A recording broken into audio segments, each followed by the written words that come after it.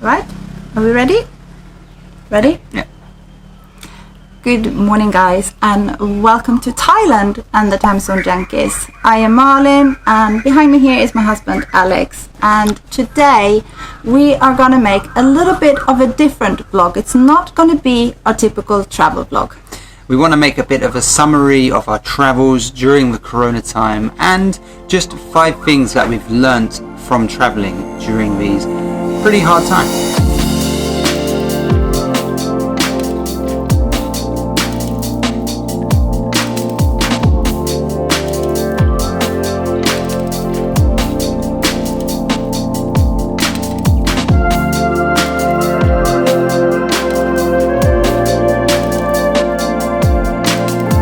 So we started this journey back in November. On the 1st of November, we flew to Southern California in the United States. No one knew anything about the coronavirus back then. It probably didn't even exist as far as we know. And we spent 3 weeks there, and then where did we go? We headed down into Mexico on the 22nd of November and stayed there until the 18th of February, so we were there for quite a long time. And during that time we had obviously started hearing a little bit about this virus. When we were there, we booked our tickets to fly to Southeast Asia and specifically the Philippines. Yeah, and when we booked that flight, it had just started. Well, it hadn't just started in China, but it had started to get big in China. But we weren't really worried about any other countries. And the flight that we had to the Philippines on the, I think, 17th or 6th, maybe it was the 16th of February, was transiting through South Korea. When we bought the ticket, we weren't very worried because it hadn't really happened there yet. But when it came up to the day where we were going to fly from San Diego via Los Angeles via South Korea to the Philippines, we started to get a little bit worried. We weren't very worried about being at the airport in San Diego or in Los Angeles. We are in sunny San Diego at the airport. Let the journey back to Asia begin. But we were a little bit hesitant about transiting in South Korea, weren't we? A little bit. Yeah, it was like that. And then we got to the Philippines, and just a few days after we arrived there, they had that big outburst in South Korea in, I think it was a place called Daegu, in the hospital, or I can't remember exactly what it was, but yeah, it went a bit crazy there. And we felt kind of lucky that we had transited there a few days before that happened, obviously. When we landed in the Philippines, though, they did not take our temperature. I think we had to fill in a health card. I don't remember that we had to write where we had been. I don't think we wrote where we had been. So at that point, they didn't know that we had transited through South Korea. And we went to the island of Bohol after 3 days on Cebu, where we had landed. They didn't take our temperature boarding. Do you board a boat? Well, when we got on the boat, they didn't take our temperature, but they did take our temperature when we arrived on the island of Bohol, and they just drowned our hands in hand sanitizer. So that was kind of like our first real experience of traveling during coronavirus times. That and being at the airport in Seoul where all the people were wearing masks. So as you know, guys, there is a coronavirus outbreak at the moment, and here in the Philippines they have only had about 3 cases, so we're not too worried about it, but they are taking it pretty seriously. And when you land on the island of Bohol, they will check your temperature. And yeah, and then we stayed on Bohol for a while. You didn't feel it there. People weren't wearing masks. You couldn't get any masks if you wanted to because they were sold out, and people didn't seem particularly worried. Then it was time to go to the next island, which was the island of Siquijor. After about a week, it was the same thing there, plus we had to fill in a health card, which we didn't when we went to Bohol. So we had to fill in, well, there was a list of countries. Yeah, funnily enough, Italy wasn't on that list. Yeah, there was USA, there was South Korea, China, Japan. Germany was on there as Germany was on there. Maybe it was bigger in Germany at that point than in Italy. I'm not sure. I think it had just got big in Italy, then just started. Anyways, and it had been 12 days, I think, at that point, or maybe 11 days since we had transited in South Korea, which made us really a little bit worried that we weren't going to be allowed to go on that island, and we were just going to end up in self-quarantine somewhere because we transited through South Korea. But obviously we couldn't lie, because that's you don't lie. Like, guys, don't lie about your travel history. It's very important. So we circled the USA I think USA was on that list too. Yeah, USA. Yes, the USA and South Korea, and the immigrant. Well, he's not the security guard, maybe rather immigration. I don't know what he was. Who was the first one to the first person that approached you, or that we had to approach when we got off the boat? There were like a series of different people doing different things. He didn't really look at our paper. He just asked us where we've been, and we said South Korea, and he was like, "Ooh, South Korea." And we was like, "Oh no, now we're in trouble." And I just said to him, "Well, we didn't stay in South Korea, we just transited." And then it seemed fine, and he let us through, and we had to hand in our health card, get hand sanitizer, and then we were on the island. And then for another, I think we were there for 12 days, 11 or 12 days on Sikihor. We didn't really have worries. The only thing that we did was that we were using a lot of hand sanitizer and washing our hands. But apart from that, again, people weren't wearing masks. And then, I don't know, Marlene started getting cold feet. We weren't huge fans of the Philippines, I guess. So we decided to book a flight to Thailand, and so we could come specifically to this island, because we thought it would be a good place to wait out the storm, I guess. So when we booked that flight, we booked it for the 11th of March, and when we actually booked it, it was 1 week before that. And at that time, the Philippines wasn't talking about closing down any islands or doing any lockdowns or cancelling any flights, etc. And if I have fever when we're going on the boat in a few days from now, they won't let me on to Bohol, the other island, and then they won't let me on to Cebu, and then I can't get on my next flight, our next flight. The reason we were leaving was not the coronavirus. It was more a feeling I had that I didn't like the Philippines so much, and I would feel more comfortable being back in Thailand. We didn't really feel like traveling and exploring new places. We just wanted to go back to where we are now, which is little island Thailand. So the day came. We traveled, there was no problem. They just did the typical fever checks and all of that they've been doing on us in the Philippines the whole time. We boarded our flight from Cebu to Manila, fever checks. We boarded our flight from Manila to Bangkok, fever checks, and that was about it. And we arrived. And only a couple of days later, after arriving in Thailand, the Filipino government president decided to shut down Luzon, which is the main island, which we had to fly to in order to catch our flight to Bangkok. Had we flown a few days later, we would have been stuck in the Philippines for 30 days. Yeah. So we were pretty lucky. And then we arrived in Thailand, and I thought that I would be more relaxed, but being in Bangkok for 4 days, I think we were, it was very stressful. Everyone was wearing masks, and everyone had hand sanitizers, like bottles of hand sanitizer hanging outside of the shops. They took your temperature when you went into bigger shopping malls or shopping centers. In most of the big shopping centers, shopping malls, at the main entrances at least, they take your temperature before you go in, and you have to put hand sanitizer on. I don't know how many times we used hand sanitizer during our time the 4 in days. Bangkok. It must have been over 100. Yeah, you know, you went into one shopping center, and then you went out and went into the other one. You didn't touch anything in between, but you still had to put hand sanitizer on you. And then we had our own hand sanitizer as well, of course. Anyway, so that affected us quite a lot.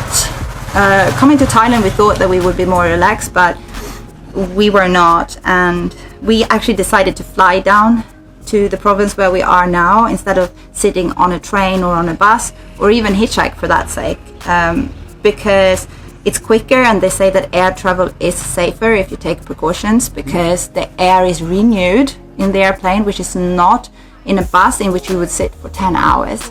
We wore masks, not at the airport, but on the flight. The World Health Organization, they do say that if you're a healthy person, you don't need to wear them, but it's kind of like peer pressure here. Yeah, you feel uncomfortable, especially on a flight full of local people, and you know 99% of them have got masks on, and you don't, then you feel kind of awkward.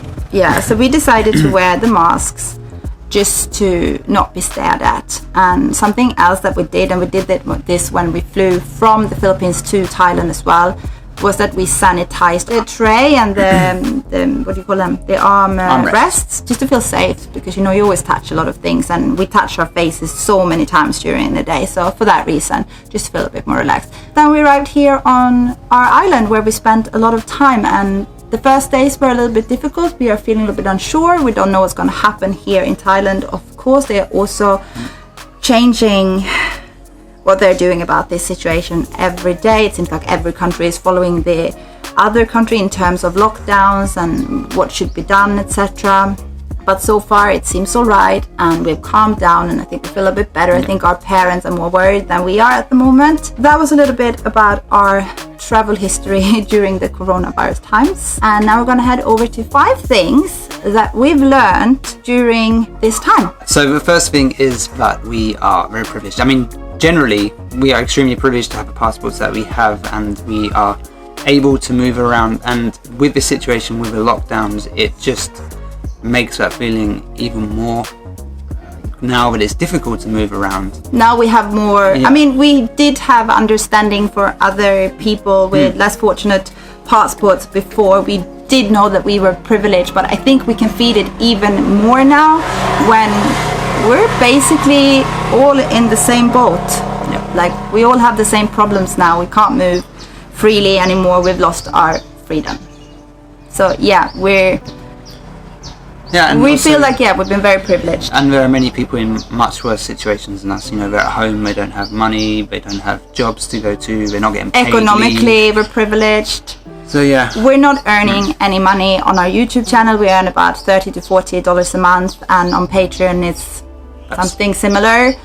And Alex isn't teaching anymore, but we have funds at the moment because sadly Alex's granddad passed away about a year ago, and a few months ago we got an inheritance, and that is helping us a lot. So we don't have to worry about money as it is right now because we don't have a steady income at all.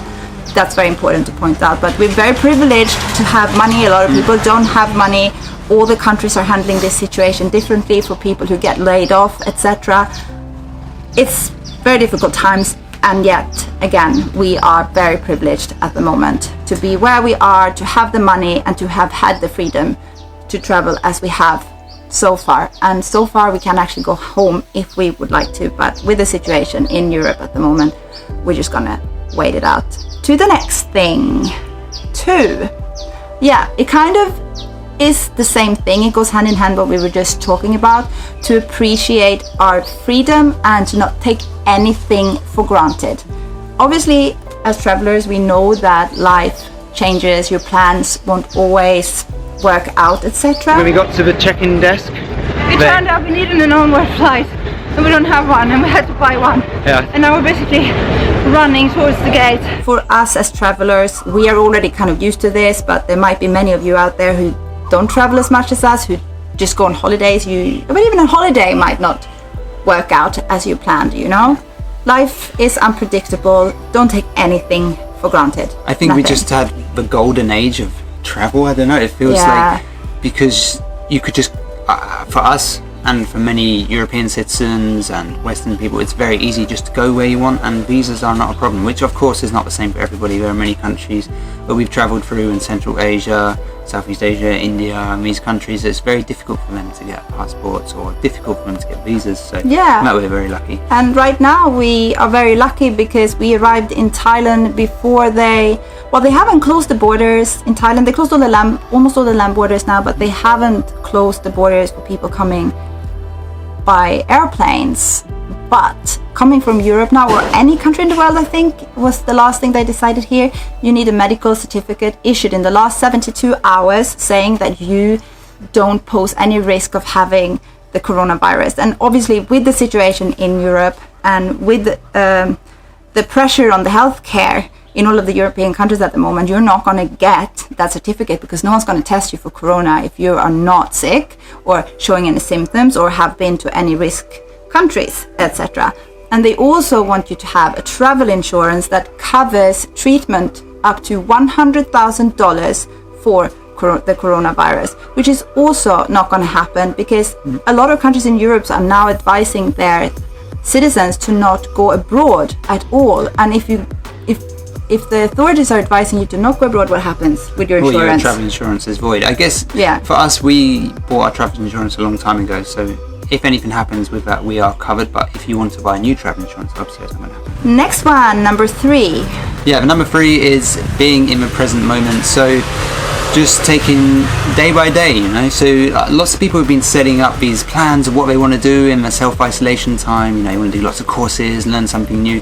Be very productive, and which is fine. Yeah. Which I think is good if you have the motivation. Please do that, but don't feel pressured. We thought about, you know, we want to get loads of work done, but then the day comes and you're worrying about other stuff, and then instead maybe it's just better just to take each day by day and do what you want, be in the present. If you want to just relax. You want to go out for a walk. Maybe you can't go out for a walk, obviously. We are fortunate enough to be able to do that. Yes, I was just going to say that so far in Thailand there is no lockdown, or there is like partial lockdown in the Bangkok area. They're closing restaurants, big venues, boxing stadiums, because that's where they've had a lot of cases spreading, etc. And they're advising people now, they just started to advise people to not travel much and to do self-isolation and social distancing.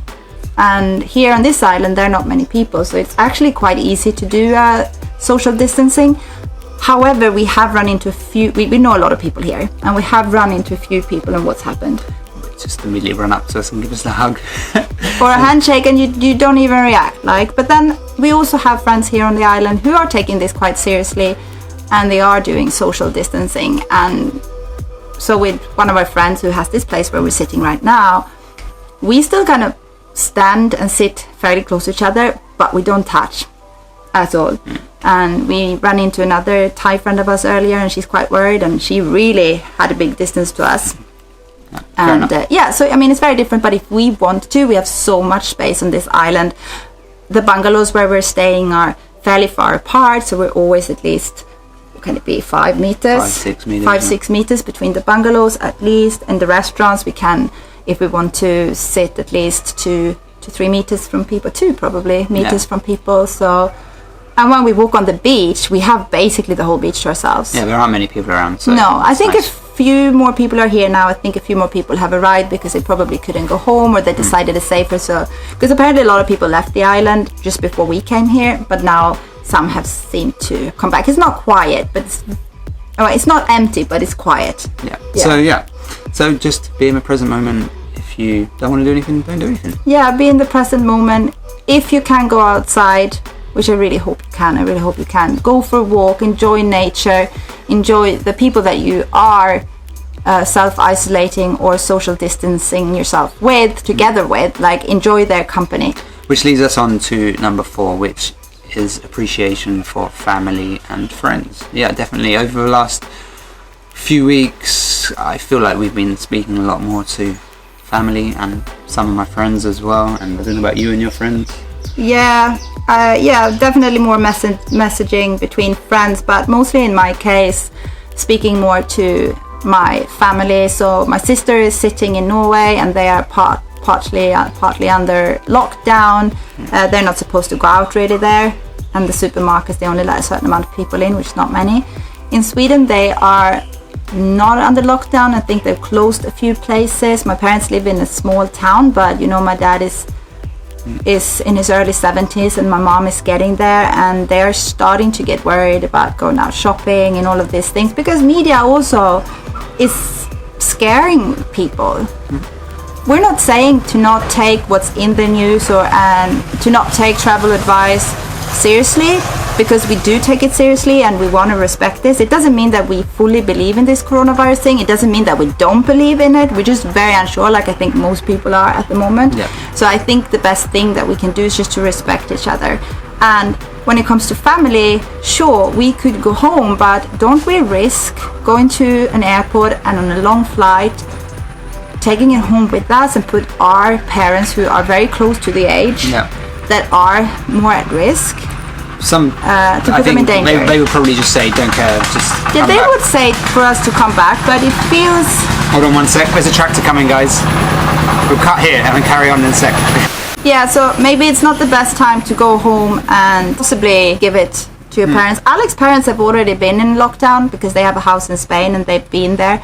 They just made it back to the UK because they didn't want to stay. They were probably super safe there because they're sitting in a house in the mountains, but they just didn't feel good about being that isolated, so they wanted to go home to their main home, which they did. So now they're self-isolating, I think. Yeah, we're going to have to self-isolate, Yeah. order food online. Although I've heard there are long waits for food ordering online, like shopping. Which in is also supermarkets. messed up, isn't it? Yeah. Yeah. So, number 5. What is number 5? I can't read your writing, Marlene. Number 5 is that we have learned, or we have understood, that we need to limit our movement, that this is not a time to be moving around, traveling, flying from country to country, or even move around within the country that you are at the moment. I mean, you have this hashtag, you see that on Instagram all the time, stay the fuck home. And yes, I agree with that, stay at home. But what if you're already traveling? Like, there are many digital nomads, many full-time travelers out there who might actually put their friends and families at risk at home, like we just talked about, if they would fly home. So what do? Personally, we decided to come here, like we just mentioned, to this island where we feel it's safe. There are not many people. There is actually not a lot of movement here because most people coming here stay here the whole season. Yeah, so our plan at the moment is to stay a month, maybe more. I really don't know what's going to happen in the next few months. It's a mystery. Yeah. So yeah, just if possible, we recommend that you stay put somewhere, and hopefully it's a comfortable place. I wouldn't want to be stuck in Bangkok, for example. It's so hot there. No, I don't know what would happen on an island like this if Thailand decided to lock down the whole country. Because I don't think that people can just lock themselves in tiny little wooden huts and bamboo bungalows, because people can't cook, right? There are not enough supermarkets, and everything is like eating in the restaurants at the resort, basically. And you have a beach. Like, and you have a beach with a lot of space. Yeah. So our hope is that it will stay like this, that all we need to do here is social distancing. Yeah. That would be the best. And that leads me on to how long are we staying in Thailand? Don't know. So when we arrived in Thailand on the 11th of March, we got 30 days. We didn't come here on a visa. We got 30 days exemption, which you, by the way, cannot get now if you arrive now. We were really lucky to arrive before that restriction came in, like I told you earlier, with the travel certificates or medical certificates. And we went straight to immigration here in Ranong after our days in Bangkok and extended it with another 30 days. So now we can stay legally in Thailand until the 9th of May. And hopefully at that point, well, I don't know, but maybe we're thinking of flying back to Europe and back to the UK. Obviously, Marlon's from Sweden, I'm from England, so... But we're married. Yeah, we're married, so it shouldn't be a problem getting into the UK. We have no idea what the situation will be there. Everything changes. There are rumours of lockdowns going to happen in London and other places. I don't know. We don't know, but this is our situation at the moment today. This situation might change tomorrow. Also, a quick little update on what's happening on our channel. So, like we mentioned earlier, we've been to the Philippines and we've actually created content there, but travel in general is not getting anywhere near as much traffic on YouTube and blogs and websites as before. So we're not really sure whether we should just postpone it for a month or a week. We don't know. And it's not only that you don't get as much traffic at the moment. It just doesn't feel right to be posting that kind of content. I mean, some content creators, they have chosen to post their videos because they have a lot of material. As content creators, as travel vloggers, you're always like a month or two behind in your videos anyway, so you will always have content, right, for a certain amount of time. And a lot of people have chosen to post because they want to spread positivity by showing them other people like happy travel videos. But for other people, it's a little bit of a slap in the face to be watching those travel videos. And there have been other content creators out there like strongly criticizing other travel vloggers for posting this or for traveling, because some of your viewers might misunderstand. Some of your viewers, they might not understand that your video is 1 or 2 or 3 months behind. They might actually think that you're traveling right now. We've had this with many of our videos, that people think that it's now and not before. Even when you put the date at the beginning of the video. Yeah, we still miss it. So we're not really sure what we're going to do about that. We might do a few more sit-down videos like this, because obviously the situation changes every day. We probably learn something new from this every day. And yeah, to just update you guys on what's going on. So just to sum this up, we're not really sure what the future holds. We had just started to invest a lot of time in our webpage, travel blog, but they say that travel might not be the same again, at least not for the coming year or so. So we're not really sure whether to create a lot of content on the blog and get indexed, and then maybe in the future people will read it, or if we should put our focus somewhere else at the moment. Sure. We are, as we said, as we said, fortunate that we have money at the moment, so we don't at least have to worry about making a living at the moment. Yeah. So I was just going to say a massive hug to everyone around the world who's in isolation. A virtual hug. Do not hug each other. Do not actually... Come here. Do not actually hug each other unless you're like with your nearest family that you spend every day with anyway. It's like, just wash your hands, be sensible, please don't panic. Please don't panic. I don't want Don't buy any more toilet roll either. No, don't buy any more toilet roll. My poor parents, who are in the early 70s, had to go to 3 supermarkets to find toilet roll. That's ridiculous. Ridiculous, guys. Don't buy more toilet roll. You don't need buy it, but just not. You're not going to poop more than you do normally, so don't buy it. Right. Anyways, thank you so much for watching. On a serious note, we are worried for everyone in this world, not only for ourselves. We're actually quite lucky at the moment and be very grateful for that. Take care, everyone, and we will see you in the next one, and hopefully the situation is better then, even though we might not really believe that at this moment. But we love you guys. Stay safe, stay happy, post funny things, do things that enjoy you if you have the motivation to do it. If you don't have the motivation to do it, it's okay to feel a little bit sad and to just be a bum and watch Netflix. It's fine. Yeah. All right. Yeah. I think you said it all. All right, guys. So thank you very much for watching, and we'll see you next time. Bye. Bye.